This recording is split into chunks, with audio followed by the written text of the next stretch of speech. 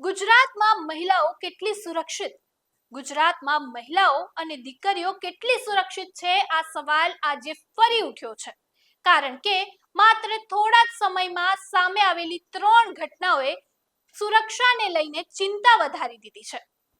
અમદાવાદના આનંદનગર સોસાયટીમાં રહેતી યુવતી સાથે દુષ્કર્મનો આરોપ અને આરોપી કોઈ અજાણ્યો નહીં પરંતુ સોસાયટીનો સિક્યોરિટી ગાર્ડ.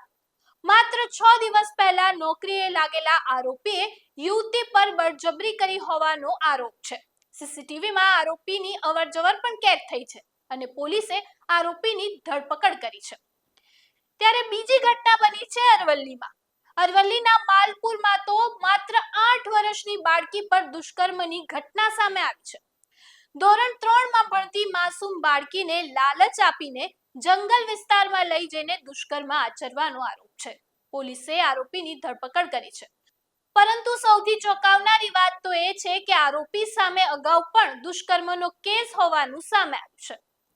ત્રીજી ઘટના બની છે ગાંધીનગરમાં. ગાંધીનગરના કલોલમાં 17 વર્ષની સગીરાનું દુષ્કર્મ બાદ સારવાર દરમિયાન મોત થયું છે. ગંભીર સ્થિતિમાં સગીરાને 4 હોસ્પિટલમાં સારવાર આપવામાં આવી હતી, પરંતુ 3 દિવસની અંદર જ જંગ હારી ગયા બાદ તેનું મોત નીપજ્યું છે. આ મામલે પેથાપુર પોલીસે પોસ્કો હેઠળ ગુનો નોંધ્યો છે.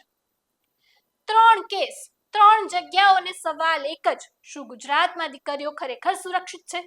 કાયદો છે, પોલીસ છે, છતાં પણ આવી ઘટનાઓ અવારનવાર સામે આવે છે. જવાબ માત્ર કાર્યવાહીનો નહીં પરંતુ સુરક્ષાની ખાતરીનો હોવો જોઈએ. દીકરીઓ સુરક્ષિત હશે ત્યારે જ સમાજ સુરક્ષિત થશે.